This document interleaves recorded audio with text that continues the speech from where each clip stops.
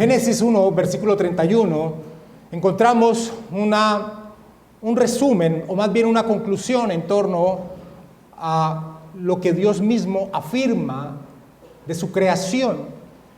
En el versículo 1:31 leemos, en el versículo 1:31 de Génesis leemos: y vio Dios todo lo que había hecho, y aquí que era bueno en gran manera. Esa es la conclusión que Dios realiza en torno a su creación. Pero nosotros no percibimos que sea así. La enfermedad, los desastres naturales, la muerte nos acompañan día a día. Así que no es fácil percibir esa expresión que da Dios en torno a su creación. También leemos en el versículo 26 del capítulo 1 de Génesis que el hombre fue creado a imagen y semejanza de Dios. Pero tampoco lo percibimos de esa manera. La imagen que proyecta el hombre no es una imagen positiva, es una imagen terrible. El odio, el engaño, el asesinato son recurrentes en el desarrollo de la vida de los hombres. Así que tampoco es realmente fácil de percibir la imagen de Dios en los hombres. Y surge el cuestionamiento: ¿qué aconteció? Y ese mismo cuestionamiento seguramente sucedió con el pueblo israelita, quienes fueron los primeros receptores de los escritos de Moisés. ¿Qué sucedió?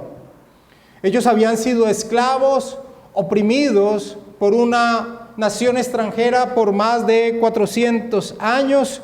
Hacía poco sus mismos hijos varones habían sido ordenados matarlos, ahogados. Así que, ¿qué había acontecido con eso que Génesis capítulo 1, del versículo 1 hasta el versículo 3 del capítulo 2, exponen en torno a esa creación de Dios tan maravillosa? Porque como vimos la semana anterior, pues el pueblo israelita y nosotros podríamos entender que Dios convierte todo del caos a llevarlo al reposo, pero ¿qué de aquello, de esas manifestaciones en torno a la creación de Dios? ¿Cómo podría encajar en nuestras mentes ese mensaje del inicio del libro de Génesis con la realidad que vivimos y la realidad que el mismo Israel, los receptores originales o principales o los primeros que recibieron estos escritos de Moisés, veían en torno a sus vidas, aún en el momento en que lo recibían, cuando caminaban por el desierto? Era una situación contraria a ver que la creación era buena en gran manera. Por eso Moisés, inspirado por el Espíritu Santo de Dios, entra a exponer lo que había acontecido en torno a esa buena creación de Dios.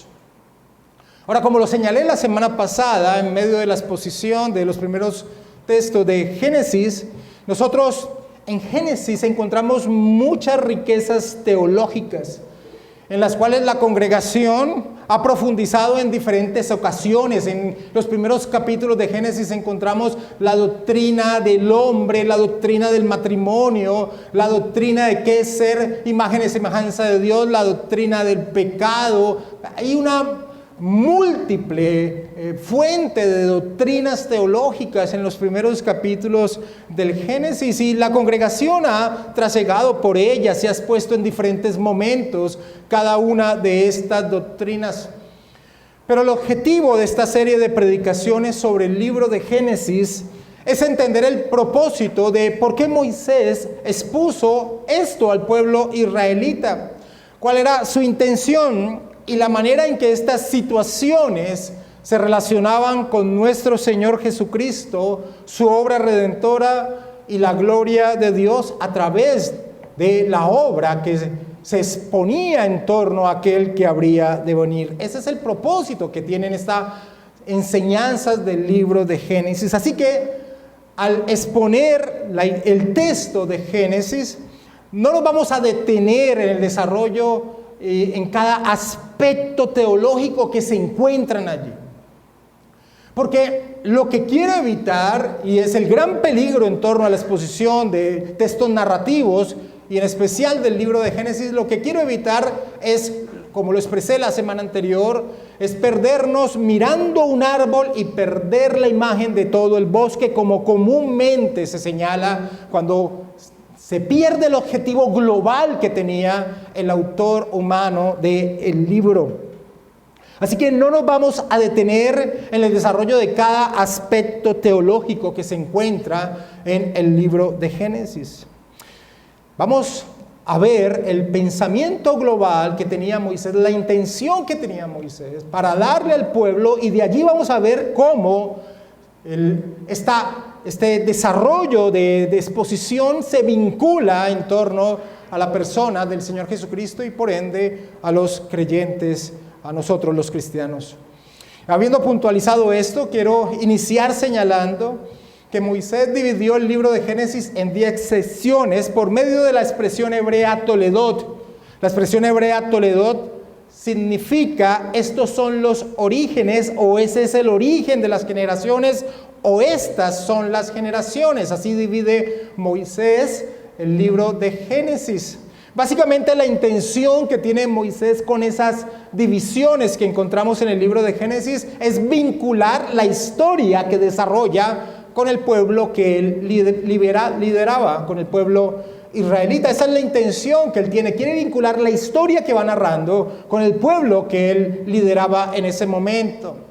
Y el pasaje que vamos a estudiar en esta mañana es precisamente el primero de estas divisiones. Y básicamente podríamos parafrasear la intención de Moisés entonces con este inicio de estas divisiones, con esa palabra toledot que significa estos son los principios, estos son los orígenes. La intención de Moisés es explicar entonces qué había acontecido con esa creación buena de Dios. Génesis capítulo 2, por favor, versículo 4 en adelante. El texto de esta mañana y la exposición de Génesis tiene el reto que al ser textos narrativos muy largos, si nosotros solamente exponemos una parte de ellos, sino toda la unidad de pensamiento que encierra de lo que Moisés quería transmitir, vamos a perder precisamente todo ese panorama. Por ello, en esta primera parte de la enseñanza voy a desarrollar una narración del texto, puntualizando algunos aspectos para después entonces entrar a ver en qué sentido Israel debía recibir esto que Moisés estaba exponiendo. Génesis capítulo 2, versículo 4 en adelante. Estos son los orígenes de los cielos y de la tierra cuando fueron creados. El día que Jehová Dios hizo la tierra y los cielos, y toda planta del campo antes que fuese en la tierra, y toda hierba del campo antes que naciese. Porque Jehová Dios aún no había hecho llover sobre la tierra, ni había hombre para que labrase la tierra, sino que subía de la tierra un vapor, el cual regaba toda la faz de la tierra.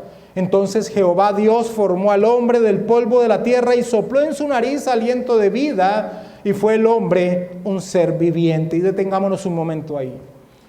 Lo que hace Moisés aquí es pasar del relato general que estudiamos la semana anterior de la creación, ese relato general que va del versículo 1 hasta el versículo 3 del capítulo 2, del versículo 1 del capítulo 1 al versículo 2 del capítulo 3 de Génesis. Moisés ahora pasa de ese relato general a centrarse en la exposición de la historia en relación con el hombre, quien fue creado a imagen y semejanza de Dios. Comúnmente esta transición que encontramos de Génesis 1:1, 2:3 a lo que empieza a ocurrir en Génesis 2:4 en adelante, se ha ilustrado como si de un relato general, de un panorama general, se hace un zoom, se hace un acercamiento en torno a, ya centrarse en torno a aquella creación hecha a imagen y semejanza de Dios.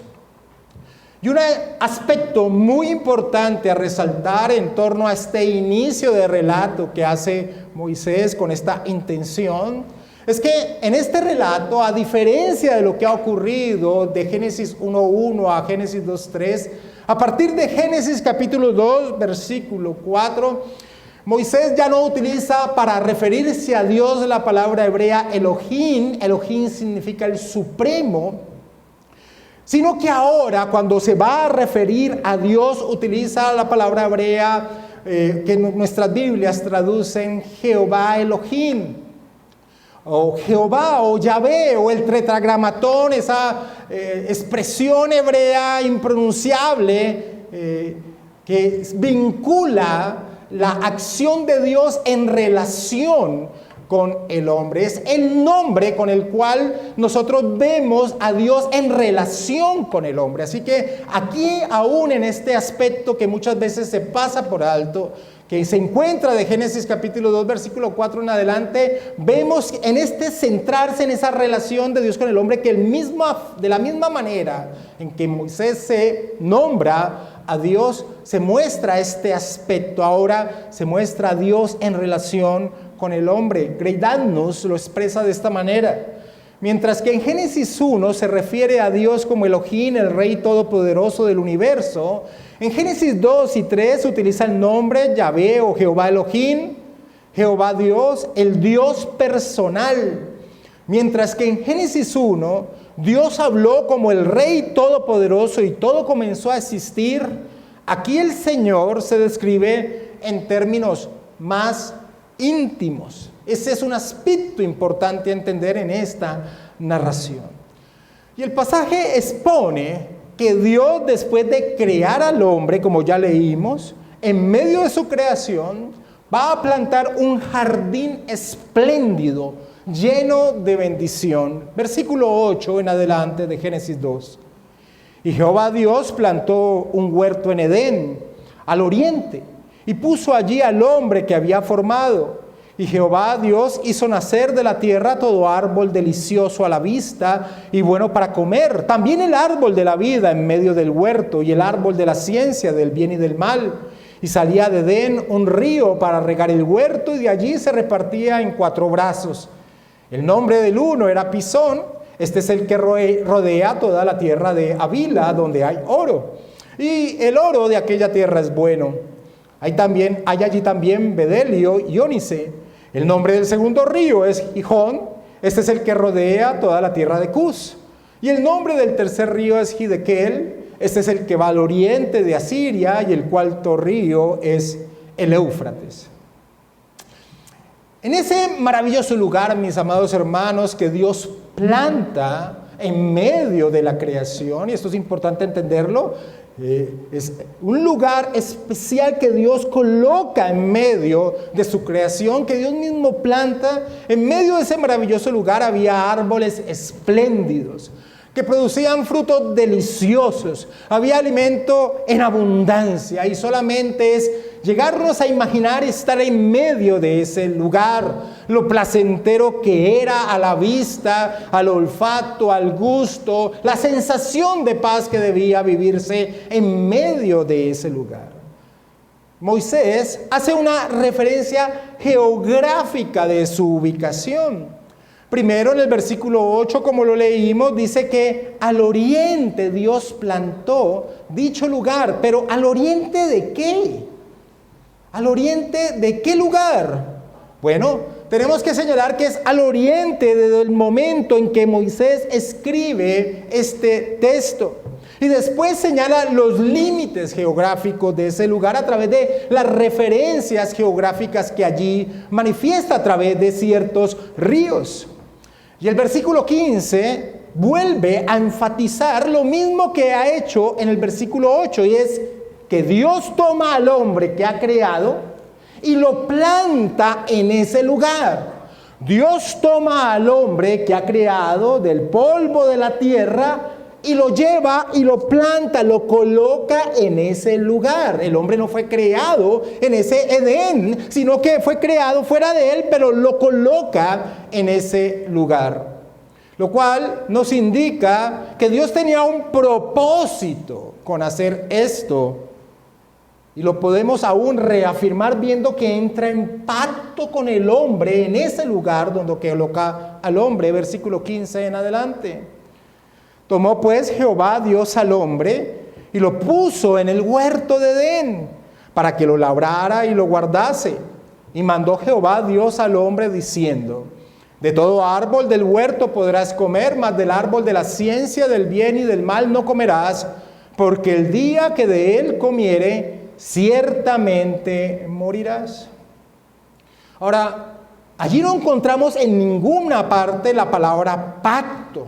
No aparece en ningún lugar la palabra pacto, pero sí aparece referenciado el hecho de que todo lo que es un pacto allí aparece desarrollado. Por ejemplo, en este pasaje de Génesis 2, 15 al 17, vemos que hay una promesa implícita. ¿Cuál? La vida eterna, es decir, un estado de maravillosa relación de Dios con el hombre para siempre. Y eso lo podemos afirmar porque hay una amenaza explícita. Y es que si las condiciones del pacto se violaban, había una amenaza, porque el día que de él comiere, ciertamente morirás. Y también está la condición que se desarrolla en medio de ese pacto: obediencia a la palabra de Dios y en torno a un mandato en específico: no comer del fruto del árbol del conocimiento del bien y del mal. Así que del versículo 15 al 17, aunque no aparezca la palabra pacto, claramente están las partes de lo que conforman un pacto: una promesa, una amenaza, una recompensa y las estipulaciones que tiene dicho pacto. Y es importante en este punto entender entonces que Dios, tomando al hombre, colocándolo en ese lugar maravilloso y entrando con él en pacto, es importante entender que es un pacto. Un pacto es la manera en que Dios ha determinado bendecir al hombre. Una buena definición de lo que es un pacto es: un pacto es un acuerdo legal, inalterable y divinamente impuesto entre Dios y el hombre, que estipula las condiciones de sus relaciones, por medio del cual el hombre puede ser bendecido. Y esto lo que nos enseña es que el hombre, aunque había sido creado a imagen y semejanza de Dios, el tener una relación íntima de comunión con Dios no era algo que era parte natural de su ser.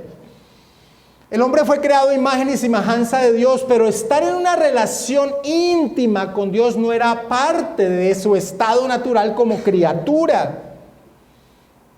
Así que cuando Dios entra en pacto, tenemos que entender que Dios quiere llevar al hombre a un mejor estado del que se encuentra en ese momento.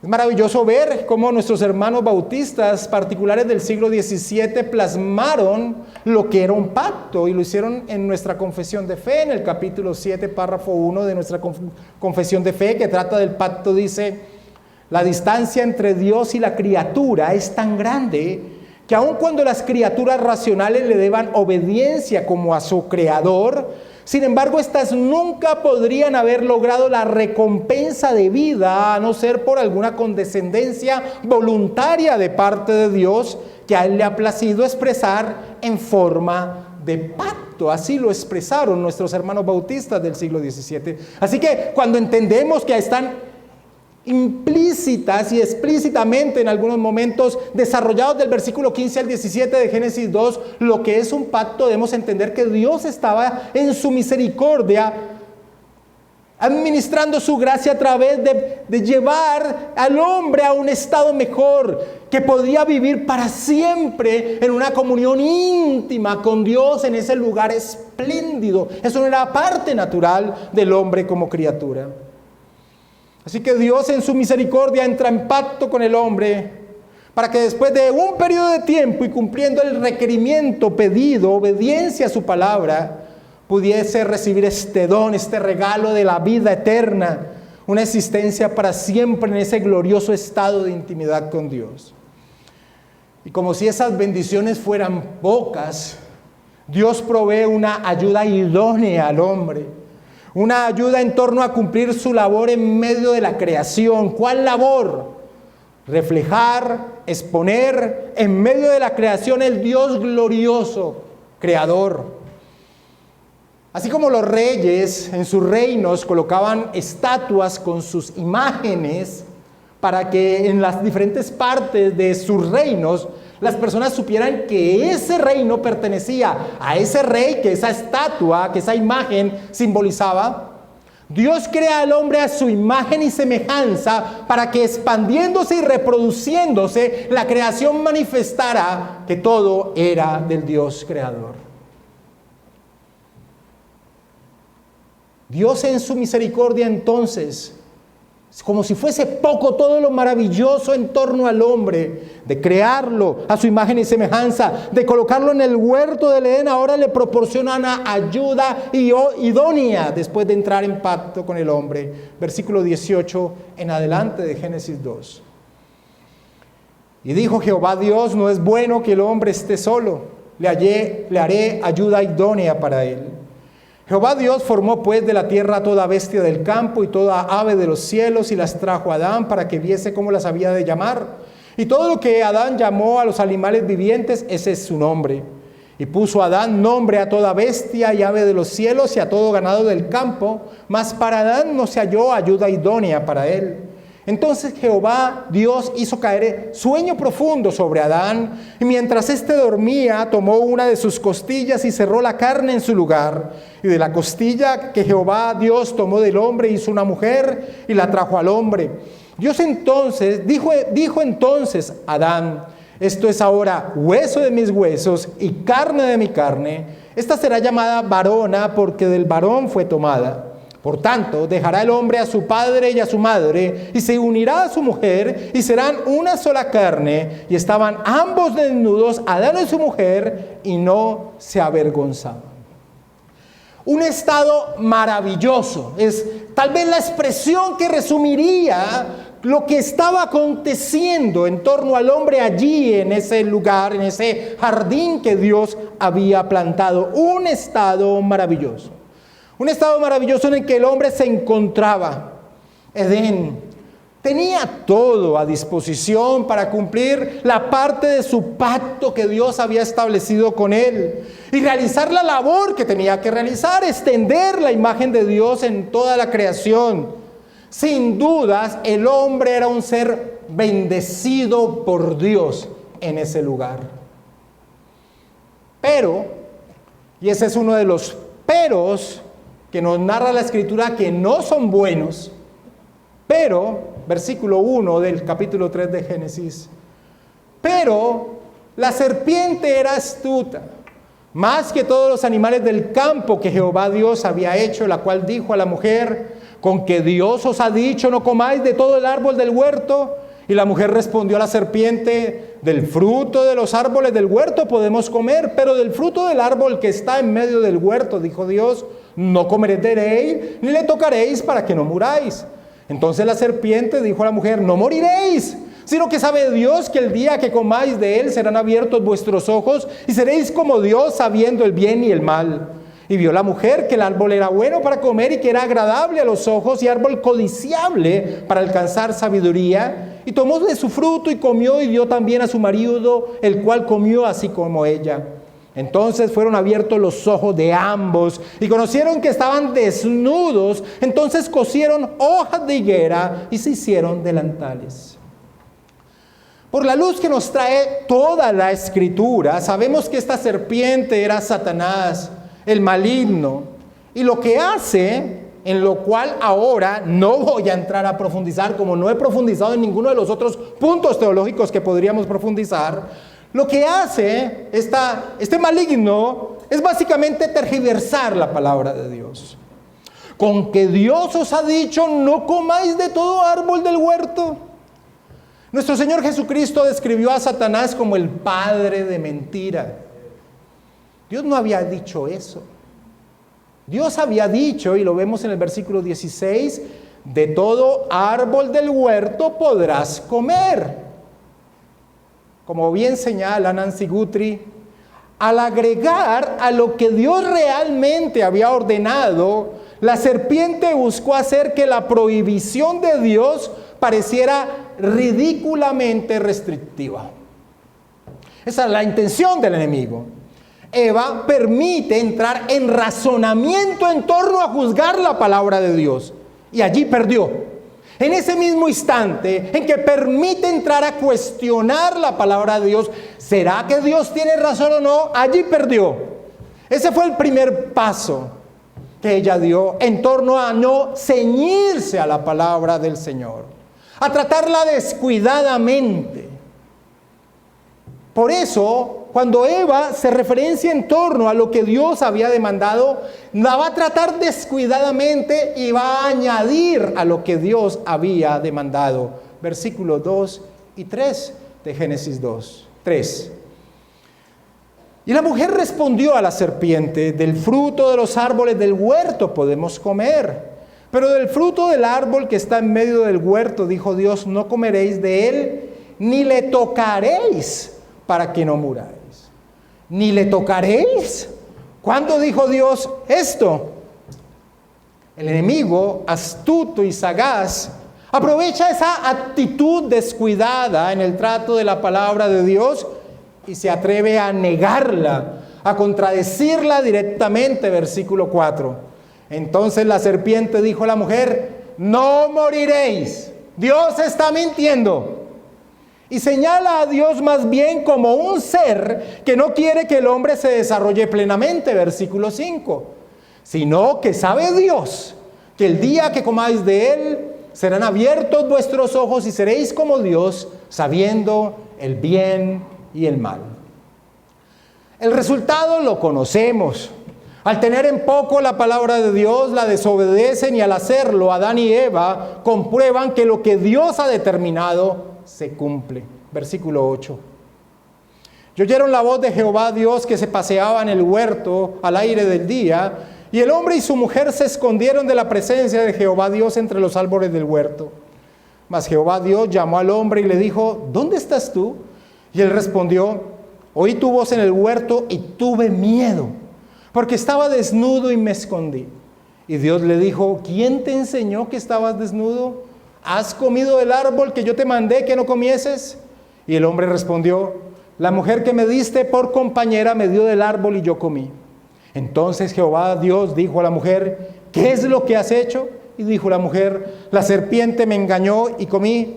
Y Jehová Dios dijo a la serpiente: por cuanto hiciste esto, por cuanto esto hiciste, maldita serás entre todas las bestias y entre todos los animales del campo. Sobre tu pecho andarás y polvo comerás todos los días de tu vida. Y pondré enemistad entre ti y la mujer, y entre tu simiente y la simiente suya. Esta te herirá en la cabeza y tú le herirás en el calcañar. A la mujer dijo: multiplicaré en gran manera los dolores en tus preñeces, con dolor darás a luz tus hijos, y tu deseo será para tu marido, y él se enseñoreará de ti.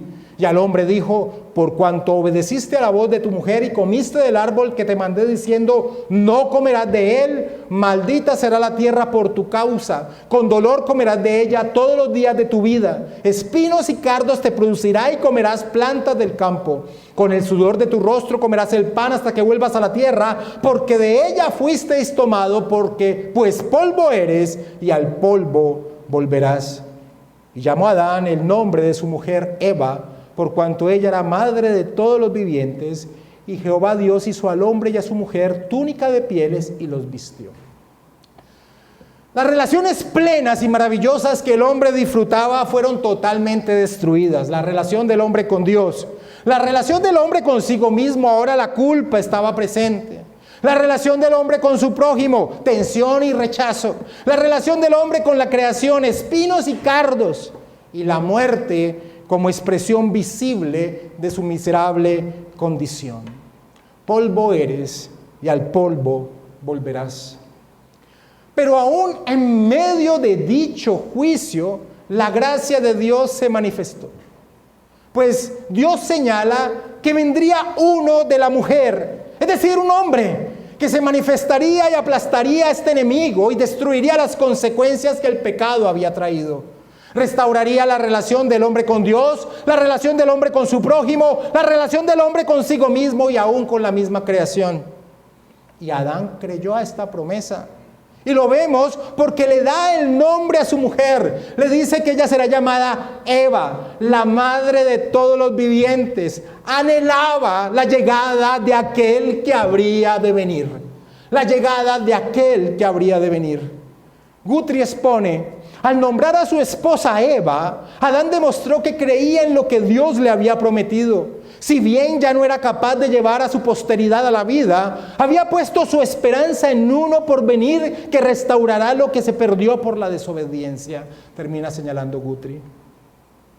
Y a continuación, Dios mismo ilustra la manera en que se llegaría a cubrir la desnudez, la vergüenza, la miseria del hombre a través de la muerte de un sustituto. Pues las túnicas de pieles con que Dios viste al hombre se debe a que un animal había sido sacrificado para ser cubierta dicha desnudez, versículo 21. Y Jehová Dios hizo al hombre y a su mujer túnicas de pieles y los vistió. Pero mientras que aquel que habría de venir se manifestase, el hombre es expulsado de la presencia de Dios. Y para él es imposible regresar a dicho lugar. Dos querubines impedían dicho acceso, versículo 22 en adelante. Y dijo Jehová Dios: he aquí el hombre es como uno de nosotros, sabiendo el bien y el mal. Ahora pues que no alargue su mano y tome también del árbol de la vida y coma y viva para siempre. Y lo sacó Jehová del huerto del Edén para que labrase la tierra de que fue tomado.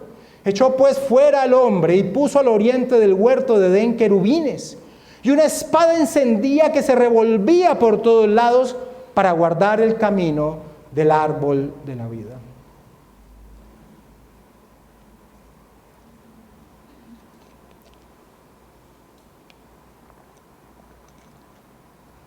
A la pregunta, ¿y esto qué con Israel? ¿Esto qué con aquel pueblo que Moisés lideraba y el que era el receptor original de esta exposición? ¿Cuál es la intención? Bueno, Israel entendería que el sufrimiento que habían experimentado y que aún experimentaban se debía a que es el resultado de estar exiliado de Dios. Estar lejos de la tierra bendecida por Dios. Y necesitaban regresar a dicha tierra. Ellos necesitaban regresar a la tierra que Dios le había prometido a sus padres. Hay varios aspectos en Génesis capítulo 2 y capítulo 3 que nos muestran que la intención de Moisés es vincular a Canaán, el lugar a donde se dirigía Israel, con el Edén. Esa es la intención que tiene Moisés. Vincular a Canaán, la tierra prometida a Abraham, a Isaac, a Jacob, a los padres de Israel. Vincular a Canaán con el Edén, el jardín que Dios había plantado en medio de su creación. Israel debía entender que así como Dios había tomado a Adán y lo había colocado en Edén, ahora Dios los guiaba a una tierra que el mismo Señor describía como una tierra que fluye leche y miel. Una referencia maravillosa, una referencia que hacía recordar el lugar de árboles maravillosos que producían frutos deliciosos. Miremos las palabras que Dios mismo le expresa a Moisés cuando lo envía a liberar al pueblo de la opresión de Egipto. Acompáñame, sin perder Génesis 2 y 3, a Éxodo capítulo 3, versículos 7 y 8. Éxodo capítulo 3, versículos 7 y 8. Dijo luego Jehová: aquí está la comisión que está dando Dios a Moisés de que vaya y libere al pueblo de Israel que está opreso en Egipto, está oprimido en Egipto.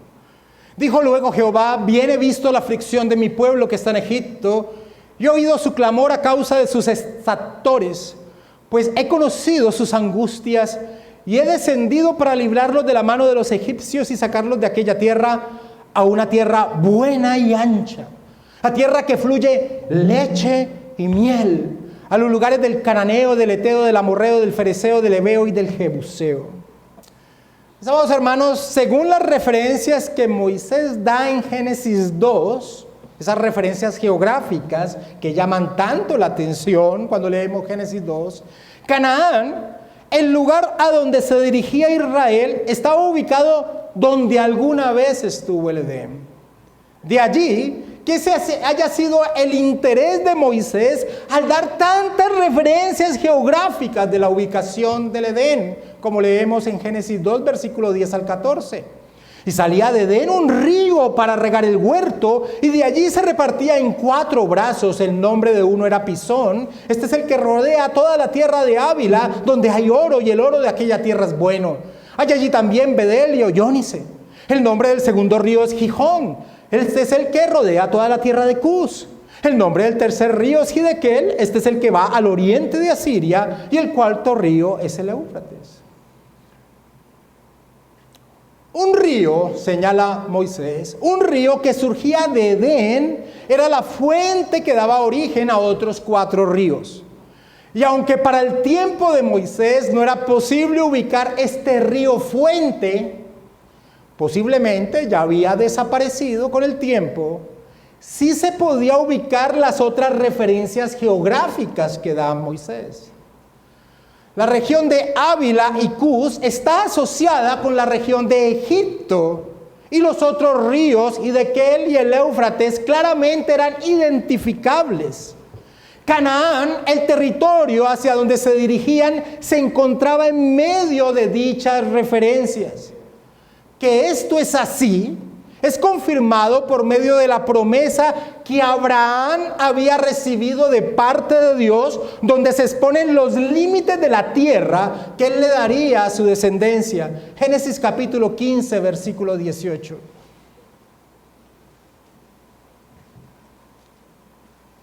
En aquel día hizo Jehová un pacto con Abraham diciendo: a tu descendencia daré esta tierra, desde el río de Egipto hasta el río grande, el río Éufrates. Richard Pratt expresa: desde el punto de vista de Moisés, en tanto Israel se dirigiera hacia Canaán, estaba dirigiéndose hacia la localización de la tierra de Edén. Pero hay un segundo aspecto con la narración de Moisés que realiza en Génesis 2 y Génesis 3 en torno al Edén, que Israel también debía atesorar. Además de entender que se estaban dirigiendo donde algún momento en el pasado, en el origen, estuvo ese glorioso y espléndido jardín, Israel también debía entender que se estaba dirigiendo al lugar donde la presencia de Dios se encontraba. Y allí serían bendecidos como Adán y Eva lo fueron mientras allí estuvieron. Moisés describe en el Edén, en torno a los términos que da en Génesis 2 y 3, utilizando términos iguales cuando se describió la manera en que el tabernáculo debería ser construido. Moisés describe el Edén, esa descripción que encontramos en Génesis 2 y 3, con las mismas referencias que se apuntan o que Dios dio en torno a la construcción del tabernáculo en ese peregrinaje que el pueblo hacía por el desierto. Y recordemos que el tabernáculo lo que manifiesta es la presencia de Dios en medio del pueblo. Así que al utilizar esta misma terminología, tanto para el Edén como para el tabernáculo, Moisés estaba enseñando que en Edén, y por ello en Canaán, donde Israel se dirigía, era el lugar donde la sagrada presencia de Dios se haría manifiesta en medio de su pueblo. Y por ende, allí serían bendecidos como Adán y Eva lo fueron cuando estuvieron en ese lugar. Desmond Alexander lo expresa de esta manera: existen interesantes paralelismos entre el Edén y los santuarios posteriores israelitas, en particular el tabernáculo y el templo de Jerusalén. El primero de ellos es que la expresión que el Señor caminaba en el Edén aparece tanto allí en Edén como en el tabernáculo. Ya lo leímos en Génesis 3:8 cuando vimos que dice: y le oyeron la voz de Jehová Dios que se paseaba en el huerto al aire del día. Esta misma expresión hebrea, pasear, la vuelve a repetir Moisés en Levítico capítulo 26, versículo 11 y 12, y en otros lugares, refiriéndose a Dios en medio de su tabernáculo.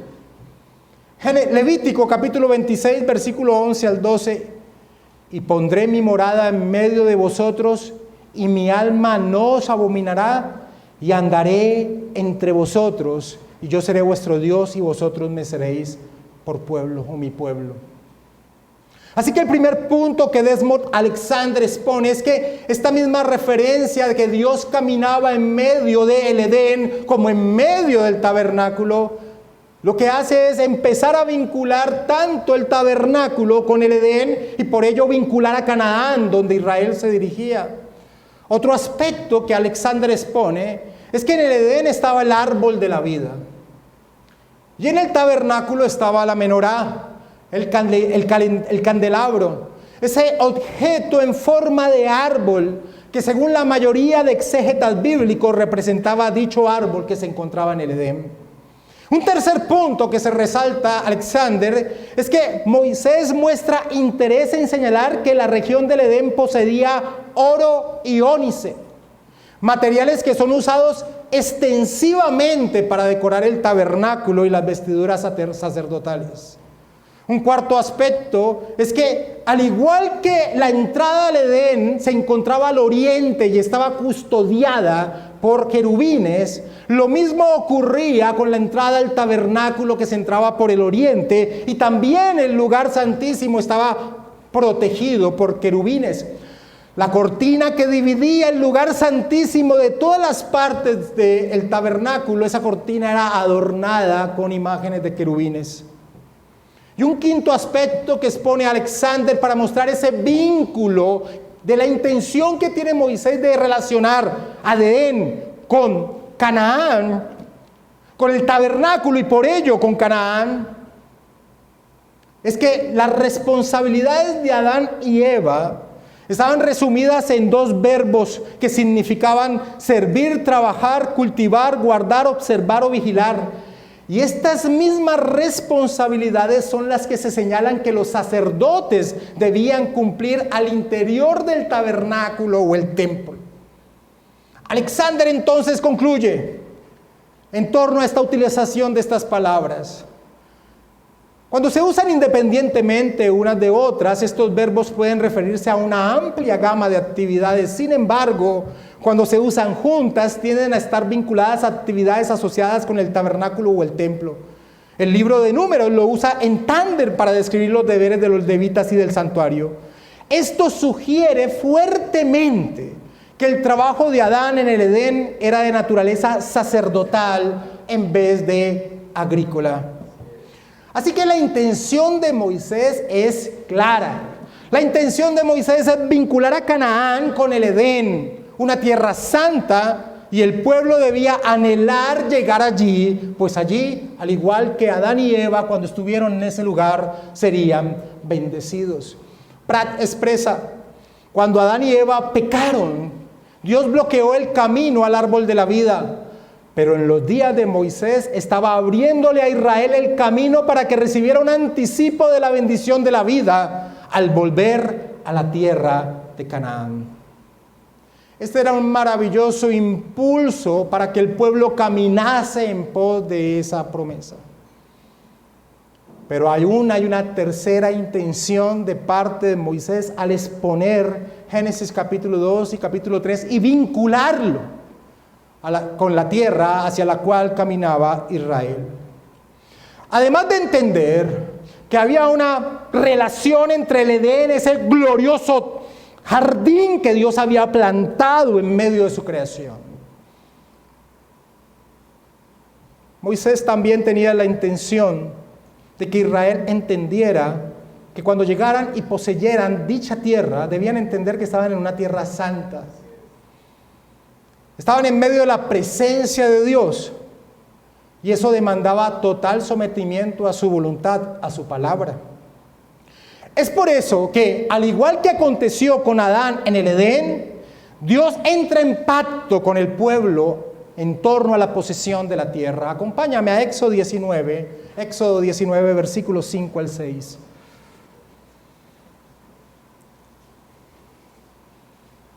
Ahora pues, si diereis oído a mi voz y guardareis mi pacto, vosotros seréis mi especial tesoro, le dice Dios a Israel, sobre todos los pueblos de la tierra, porque mía es toda la tierra, y vosotros me seréis un reino de sacerdotes, gente santa. Estas son las palabras que dirás a los hijos de Israel.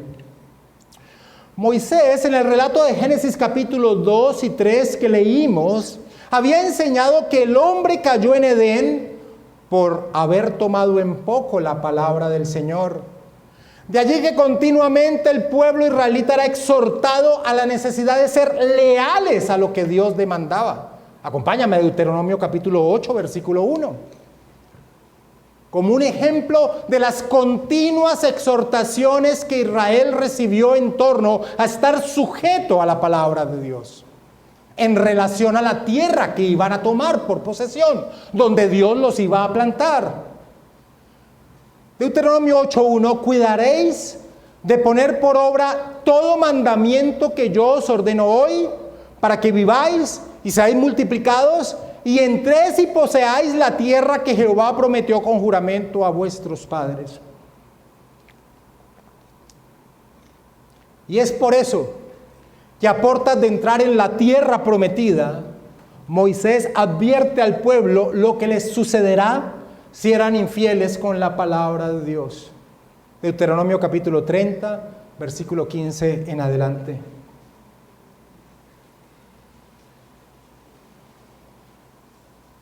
Mira, yo he puesto delante de ti hoy la vida y el bien, la muerte y el mal.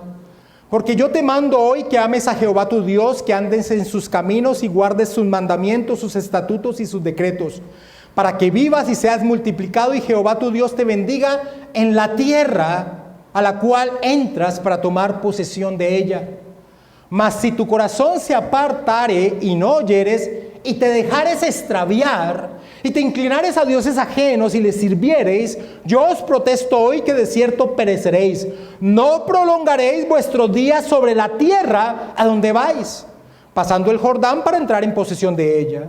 A los cielos y la tierra llamo por testigos hoy contra vosotros, que os he puesto delante la vida y la muerte, la bendición y la maldición. Escoge pues la vida para que vivas tú y tu descendencia, amando a Jehová tu Dios, atendiendo su voz y siguiéndole a Él, porque Él es vida para ti y prolongación de tus días, a fin de que habites sobre la tierra que juró Jehová a tus padres, Abraham, Isaac y Jacob, que les había de dar.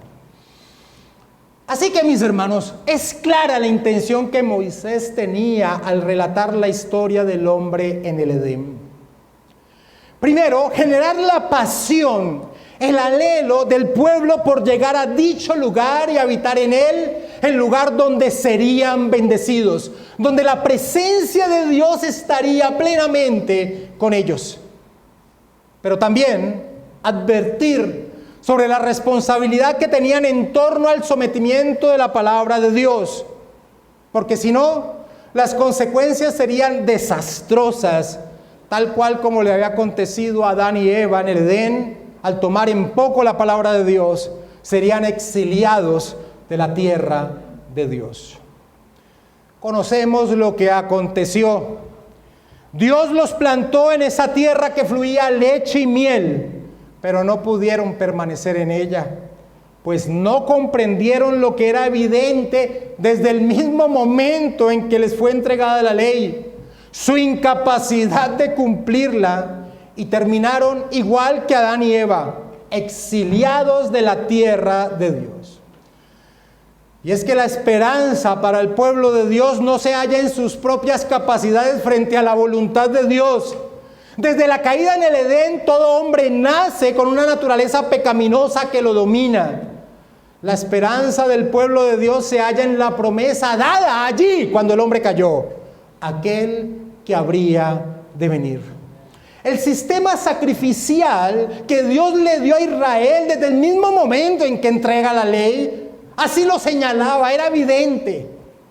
El hombre era incapaz en torno a la ley, necesitaba un sustituto que muriera por ellos. El sistema sacrificial lo gritaba. De la misma manera como una muerte tuvo que ocurrir en Edén para cubrir la desnudez de Adán y Eva, así debía ser tomada una vida por el pecado de sus propias vidas. Es por esa razón de que en vez de que el hombre trate de buscar ir a la tierra de Dios, a la presencia de Dios, lo cual es imposible para el hombre desde la caída, Dios en su infinita misericordia vino y tabernaculizó entre nosotros para hacer lo que es imposible para el hombre, llevarnos a vivir a la presencia de Dios. Acompáñame a Juan capítulo 1, versículo 14. El apóstol Juan utiliza un término que nuestras Biblias en español pierden en el versículo 14. Juan dice literalmente, hablando de ese verbo que vimos la semana pasada, que se vincula con la creación, y aquel verbo fue hecho carne y tabernaculizó entre nosotros. Y tabernaculizó entre nosotros, dice literalmente el griego. Dios se hizo hombre. El hombre es imposible que entre en la presencia de Dios, pero la misericordia de Dios es tan grande, prometida en Génesis 3:15 en torno a aquel que habría de venir, que Dios se hace hombre y tabernaculiza en medio de nosotros. No es que el hombre ahora tenga que ir a un punto geográfico para recibir la bendición de Dios. Es Dios quien se acerca al hombre para tomar a los suyos y llevarlos a su presencia. Es por eso que cuando el Señor Jesucristo va finalizando su ministerio terrenal, ora al Padre en una oración maravillosa registrada en Juan capítulo 17 y le dice lo siguiente. Acompáñame a Juan 17 y leamos el versículo 4. El Señor, finalizando su ministerio terrenal, ora al Padre y le dice: yo te he glorificado en la tierra, he acabado la obra que me diste que hiciese. Sí, mis amados hermanos, nuestro Señor Jesucristo guardó el pacto que realizó en la eternidad con su Padre. Se hizo hombre, vivió una vida perfecta en torno a la ley moral, guardó el antiguo pacto y murió por su pueblo, su iglesia. Por eso, en medio de esa oración, puede pedirle al Padre lo siguiente, versículo 24 de Juan 17. Padre, aquellos que me has dado, quiero que donde yo estoy, también ellos estén conmigo, para que vean mi gloria que me has dado, porque me has amado desde antes de la fundación del mundo. El apóstol Pablo nos enseña en Romanos capítulo 5, versículo 14, que Adán era un tipo de Cristo, una figura, traducen nuestras versiones. Adán era una sombra de Cristo en el sentido representativo. Y en el versículo 17 de Romanos 5, Pablo dice: pues si por las transgresiones de uno solo reinó la muerte, mucho más reinarán en vida por uno solo, Jesucristo, los que reciben la abundancia de la gracia y el don de la justicia. Jesús era el prometido en Génesis 3:15, aquel que habría de venir. Dios viene por su pueblo para llevarlo a su presencia. Nos narra Mateo, de una forma maravillosa. Mateo recoge en torno a la historia de la redención y la une en un evento. Hace algo maravilloso Mateo en torno a la historia de la redención, vinculando a Adán, vinculando a Israel y vinculando a Jesucristo. Mateo lo toma y lo reúne en un solo evento. Mateo nos narra que Jesús, después de que fue bautizado, fue llevado por el Espíritu Santo al desierto para ser tentado por Satanás. Esto está en Mateo capítulo 4, versículo 1. Acompáñame allí un momento. Mateo capítulo 4, versículo 1. Entonces Jesús fue llevado por el Espíritu Santo al desierto para ser tentado por el diablo. Como el primer Adán, Jesús, el postrer Adán, también fue tentado por Satanás. No en un jardín paradisíaco donde todas sus necesidades estaban satisfechas, sino en un desierto estéril donde estaba débil por el hambre y privado del agua. Sí, Jesús también fue probado por Dios allí en el desierto por 40 días, como Israel había sido probado en el desierto por 40 años. Pero donde Adán e Israel fallaron, nuestro Señor triunfó. Allí donde Adán e Israel fallaron, por no someterse a la palabra de Dios, por tenerla en poco, el Señor Jesucristo triunfó por medio de su sometimiento a ella. Versículo 2 de Mateo 4 en adelante. Y después de haber ayunado 40 días y 40 noches, tuvo hambre. Y vino a él el tentador y le dijo: si eres hijo de Dios, di que estas piedras se conviertan en pan. Y él respondió y dijo: escrito está. No solo de pan vivirá el hombre, sino de toda palabra que sale de la boca de Dios. Entonces el diablo le llevó a la ciudad santa y le puso sobre el pináculo del templo y dijo: si eres hijo de Dios, échate abajo, porque escrito está: a sus ángeles mandará acerca de ti, y en sus manos te sostendrá para que no tropieces con tu pie en piedra. Quiere volver a tergiversar la palabra de Dios como lo hizo con Adán y Eva. Pero el Señor le responde: escrito está también: no tentarás al Señor tu Dios. Otra vez le llevó el diablo a un monte muy alto y le mostró todos los reinos del mundo y la gloria de ellos, y le dijo: todo esto te daré si postrado me adorares. Entonces Jesús le dijo: vete, Satanás, porque escrito está: al Señor tu Dios adorarás y a él solo servirás. Y el diablo entonces le dejó, y aquí vinieron ángeles y les servían. Escrito está, escrito está, escrito está. Sometimiento a la palabra de Dios. Lo que es imposible para el hombre, ser salvo, entrar a la presencia de Dios, Dios lo ha resuelto. Se hizo hombre y tabernaculizó entre nosotros. Jesucristo dijo: yo soy el camino, la verdad y la vida. Nadie va al Padre sino por mí. En Cristo, por su obra, tenemos entrada al lugar santísimo. El Señor tomó nuestro lugar. Fue destrozado por la ira divina, como si esos querubines que guardaran el camino de la vida, al árbol de la vida, hubiesen sacado sus espadas y lo hubiesen destrozado. Pero al hacerlo, abrió camino para aquellos que están unidos a Él. Por eso cuando el Señor muere en la cruz, el velo del templo, adornado con figuras de querubines, el velo que separaba el lugar santo del lugar santísimo, se rasgó en dos. La entrada a la presencia de Dios quedó abierta. Esto está en Mateo 27, versículo 51. Es por eso que el autor de Hebreos nos dice que tenemos entrada libre al lugar santísimo por la obra del Señor. En Hebreos 10, 19 dice: así que, hermanos, teniendo libertad para entrar al lugar santísimo por la sangre de Jesucristo, por el camino nuevo y vivo que Él nos abrió a través del velo, esto es, de su carne. Y es por eso que el Señor Jesucristo nos da una muestra de la seguridad que debemos tener todos los que creemos en Él. De a dónde nos ha introducido cuando le dice al que moría a su lado y que confió en Él: de cierto te digo que hoy estarás conmigo en el Edén, en el paraíso. Esto está en Lucas 23, 43.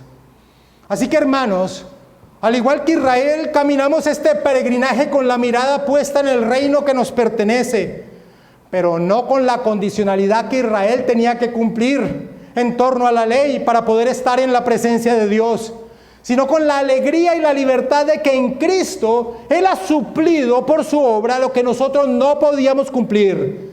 Estamos bajo el nuevo pacto en su sangre, con la plena certeza del reino al que pertenecemos.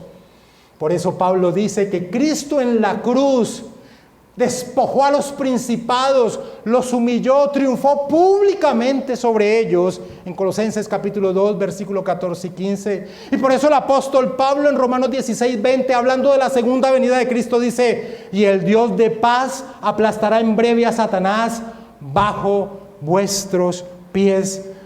Satanás ha sido derrotado en la cruz. Las consecuencias del pecado para aquellos que están unidos a Cristo han sido deshechas. Ninguna condenación hay para los que están en Cristo Jesús, y en su segunda venida el enemigo será echado eternamente al infierno. Jesucristo es nuestra victoria. Por medio de Él, el fruto del árbol de la vida nos es dado. Acompáñame a Apocalipsis capítulo 2, versículo 7. El que tiene oído oiga lo que el Espíritu Santo dice a las iglesias. al que venciere, le daré a comer del árbol de la vida, el cual está en medio del paraíso. Y el Señor ha dado a comer a su iglesia de ese fruto precioso. Y viviremos en la tierra de Dios, en el Edén, en el paraíso para siempre. Así lo describe Juan, Apocalipsis capítulo 22, versículo 1 en adelante. Después me mostró un río limpio de agua de vida. Ese río que de allí surgía, esos 4 ríos que demarcaban las fronteras de Edén. Después me mostró un río de agua de vida, resplandeciente como cristal, que salía del trono de Dios y del Cordero. En medio de la calle de la ciudad, y al uno y al otro lado del río estaba el árbol de la vida que produce 12 frutos, dando cada mes su fruto. Y las hojas del árbol era para la sanidad de las naciones, y no habrá más maldición. Y el trono de Dios y del Cordero estarán en ella, y sus siervos le servirán y verán su rostro, y su nombre estará en sus frentes. No habrá allí más noche, y no tienen necesidad de luz de lámpara ni de luz del sol, porque Dios el Señor los iluminará y reinará por los siglos de los siglos. Esa es nuestra historia. Esa es nuestra historia y la conocemos desde el inicio hasta el final. Sin duda alguna, nosotros en Cristo somos más que vencedores. Vamos a orar, mis amados hermanos.